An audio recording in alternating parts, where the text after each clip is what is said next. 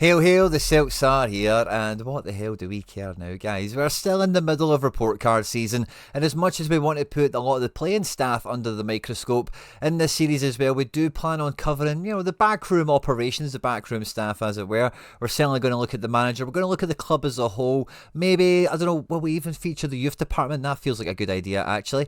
But in the video today, we're going to be...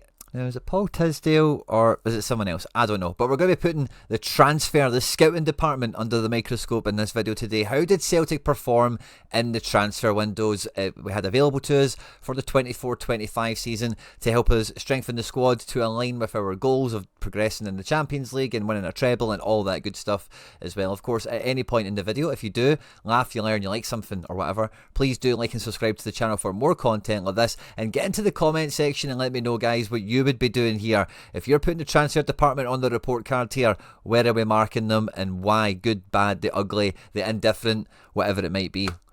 Really looking forward to catching the comments on this one. But yeah, let's get stuck straight into it, because I always like having this up as a bit of a reference point. I think it's a very good visual for where the squad is currently sitting as we find it. We've obviously given the luxury on this of swapping the goalkeepers, Bain for Duhan, as well as the left backs, Tierney for Taylor. But this is where the squad sits at the moment. It has some obvious problems in it where we don't have enough depth up front. We are missing a key first team midfielder as well as a recognised left back to support Kieran Tierney like we have in all other kind of primary positions, as it were. And these are problems that have been on the menu since last season. If I was to kind of rewind this board back through time, this is, to the best of my ability, how the squad looked coming into the summer transfer window.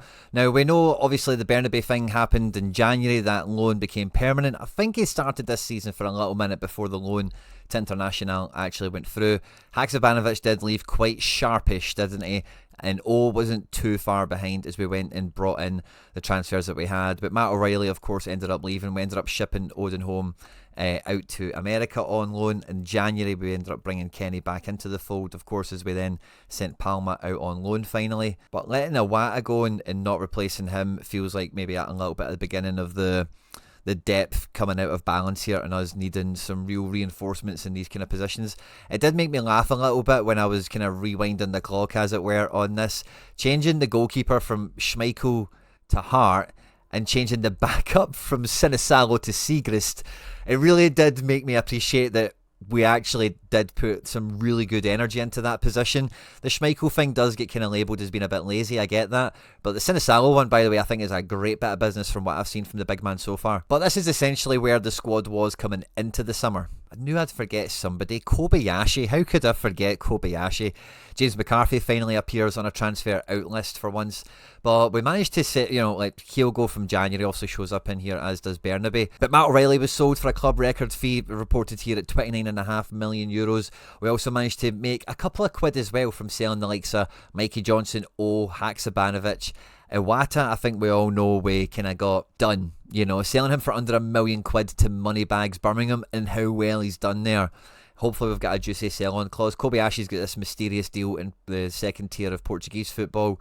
Siegrist ended up in Romania, but is actually now playing in Serie A with Genoa, which is weird. And then, as we can see in terms of the outgoings, in January we sent a lot of guys out on loan, or with Odin home it was a wee bit before then, obviously. Same with Kwon, which meant that despite spending 43 million on new players, Celtic still generated a profit over the entire season of 12.78 million. And this is the first thing I want to say that's kind of in the here and the now before coming back to analyse kind of what's happened here. But why there isn't just 12 million and add the Frimpong money on top of that. As we record this, we're at the beginning of the window. We badly need reinforcements ASAP, I would say, and it feels like Celtic are going to be typical Celtic and leave it until the end. But that plus Frimpong money should be sitting on ice, ready to be spent. And like I say, at point of recording, I've just retweeted Nicolo Trisaldi, who's a player that was scouted here on the channel. Go and check out the Germany video in the scouted playlist.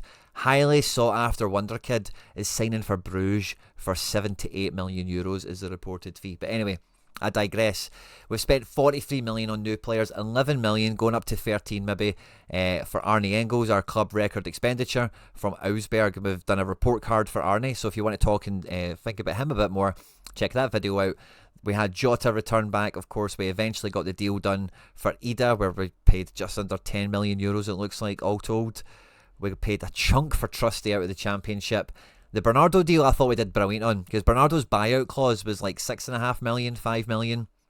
And we managed to get that down to 3 million because there was nobody else in for him. He was only going to come to us or stay at Benfica, which is kind of the situation with Engles and Ida in a roundabout way. And if those two clubs managed to get every nickel and dime out of us, sadly. But that was a great bit of business by the club, as was Luke McCowan, by the way, for 1.2 million. Nice couple of quid into the Dundee coffers for them, and the prosperity of Scottish football in general, I suppose, is all that counts for. But Luke McCowan is a player that, again, we'd scouted on the channel from like doing opposition analysis and reviewing the matches that we had. And McCowan really jumped out across the season as being a player that, if we were shopping domestically for a Paul Hartley, a Barry Robson, a guy like that, Luke McCowan would have been top of the list. Obviously, Lennon Miller would have been number one. But Luke McCowan, Jamie McGrath, that season, they would have all, if you were going to sign somebody domestically, they could have been on the menu.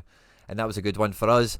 Nice age profile as well, and I think he had a pretty good season. We mentioned the goalkeepers earlier as well as the January signing that we have here of Schlupp. And the Alex Valley Schlupp thing is a bit funny, right? Because I thought Valley was a great loan signing.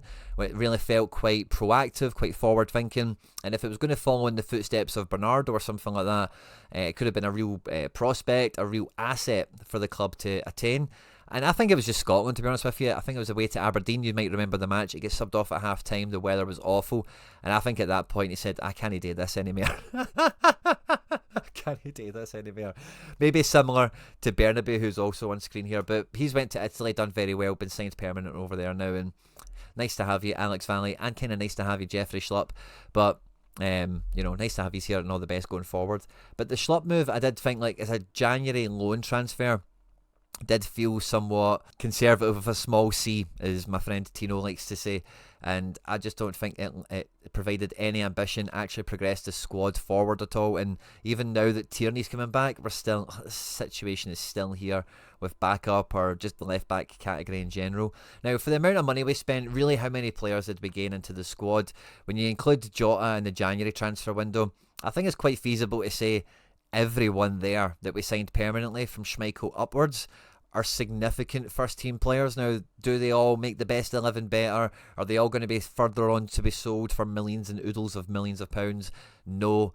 But, overall, that is a great addition into the squad. And when we look at transfer windows gone by, I don't think we've been as quality driven or as, Ange had great success and whatever, don't get me wrong, but I think that these guys have all been just about good enough. Some of them have excelled, some of them have the potential to do better, of course, but I really don't feel that there's any bad transfers here, and we've seen a few of them over recent windows. So to spend 43 million with the thick end of that transfer fee, for us to spend 56 million, I beg your pardon, with the thick end of that getting spent on 4 players, I think you've got to take the positives from that where they are. But if we look at the squad, this is what we came into the window with. And then once we go through the summer window and the January window, it doesn't look like it's had £43 million spent on it. Obviously, Jota coming back is brilliant. Ida was big money, we get that. But when you are looking at all the windows combined, Kyogo has also left. We have not gained anything. We've not gained enough in midfield with Matt O'Reilly leaving. If we kept him and signed everyone that we did in midfield, wow, where would we be? In so many different ways, it would be incredible. We've still got big question marks in defence with who's staying and who's good enough, and the obvious left back thing like we mentioned. And I ultimately don't think the transfer department has done enough over the full season. I think coming into the summer, like Engles to replace O'Reilly seems like an okay situation on the face of it, considering as well we've already tried before we buy with Bernardo, and some people had really high hopes for Bernardo, so maybe the club felt that between the two of them, one of them would kind of fill the shoes, fill the void, as it were. Which, fine, but I think if you're going to play that game, you need to play it all the way, and you have to get that 6th midfielder in there, whoever they are, however much they cost, whatever their role is in the team. And I know that we're considering the pecking order of the Celtic squad when we are looking for summer transfers, according to Paul Tisdale, the man himself. But that aside, like Iwata previously leaving and the midfield being light even when we had Iwata, because we never used them, and we felt the hole that we had in the midfield for another body to come in there. I think they've tried to do the fix the defence thing with Trusty in the summer window, and I think on top of the goalkeeper work, I would probably accept the defensive recruitments that we had across the season. But midfield has just been undercooked, underserved for me, and that's not an Engles or a Bernardo or a McCowan thing, but it is actually just a man down, and we really did feel that we didn't have have another player to shoulder the burden with Hatate to the same level that he can. McCowan had his moments domestically, certainly, and I think Engles, like, we've tried to make him that guy. He's just not yet anyway. Maybe that's something he could grow into, but it doesn't really seem to be able to, carry that attacking prowess on the pitch that we're used to with the previous holder of that position, as it were. And there was no one to give McGregor that versatility, someone who could sit and be like the proper defensive midfielder. So no matter what way you want to think of it, there's a man down in here. It's undercooked, it's underserved. And in the wide areas, like, Nicholas Kuhn's form was not expected by many. Not saying I particularly did, but I kind of thought he was decent enough when he joined initially, without it being amazing. That, yeah, you'll play him, and if he gets a bit better, cool. But as long as the other forwards are doing fine, he could just about stay to the level, is kind of the hope. He greatly exceeded the expectations, a previous January signing, of course. And again, we're looking at this in midfield, a problem that we've known about. We didn't do anything about in the January window, when we knew we were going to very likely get more Champions League football. And then again, it feels like everyone in the club knew Kyogo was going to leave, and the Jota thing kind of came up last minute. I don't think the club really designed that to happen. It was more of a happy accident than anything else. Same as Johnny Kenny doing well in the Conference League and giving the powers that be maybe the ability to say to Brendan, no, try Johnny out. You don't need to replace Kyogo right away. Take your time. Make sure you're going to buy somebody that you're going to like and all that. Which there's a bit of credence to. Don't get me. There's a bit of value in that sort of opinion, don't get me wrong, but there's still a huge gap up here for a Kyogo replacement. The depth we've got in wide areas is phenomenal. Celtic are very used to carrying lots of wingers. Maybe Yang is going to leave on loan. I've heard some rumours of that. We're desperate for someone to take Palma off our hands, obviously, and who knows what happens with Telio, but it doesn't really feel like we need another winger. I've got a feeling we'll get another guy, but it's maybe similar to Dyson, or Jota. Even Jota can play both sides. Kuhn can play both sides, but he mainly plays on the right, doesn't he? But someone with another bit of versatility rather than Ida and Kenny, they can only really kind of play this arrowhead position, can't they? And to, again, not have anyone lined up in January, and again, the whole Schlupp thing as well, with Valley. Like, Valley leaves. Schlupp is like, he's not Diego Laxalt, or he's not as bad as Nat Phillips or Shane Duffy or anything like that. I thought Schlupp was pretty okay. He earned his medals, he had a good time here. Nice to have him, and I wish him all the best going forward. No hard feelings or anything like that, of course, but it's not the sort of transfer that we should be pulling off in that situation. That's much more of like, Johnny Kenny, John Joe Kenny kind of vibes, and it's just not progressive. It's just not actually moving us forward in any real way. And with these three things being a problem in the summer and in January, especially when Kyogo leaves the building. Now, fair enough, but before Kyogo leaves, we've basically not got Jota. It's the same front line otherwise. And it's just about fine, actually. It's 2 to a man, but the quality of the second string is what's in question. We still needed that 4 forward that would keep the level really high into the first substitution, perhaps, or if you need to rotate, you don't lose anything. So Jota coming in and kind of reinforcing maybe the front 4 probably adds more value than what Ida did to being back up to Kyogo, if that makes sense. I think I've done an okay job of kind of phrasing that, but I think you know what I mean. But there's still that gap for a Kyogo to come in here now, because that's the marriage we're looking for, is having a Kyogo level striker with an Ida level striker, both jostling for that centre forward, and then we've got two and a half positions, 2.5 kind of players if someone can play both sides, or however you want to think of it, with the likes of Yang or Forrest even can play both sides, But 2.5 players, 3 players to a position on the wide areas is where we want to be. We want to be scoring tons of goals. We want to be attacking, and we are underserved in that area as well. And ultimately, like, I really don't think the transfer department has performed well by any measure. I don't think any of the players that we brought in really solved any problems. I don't think any of them really advanced the team on.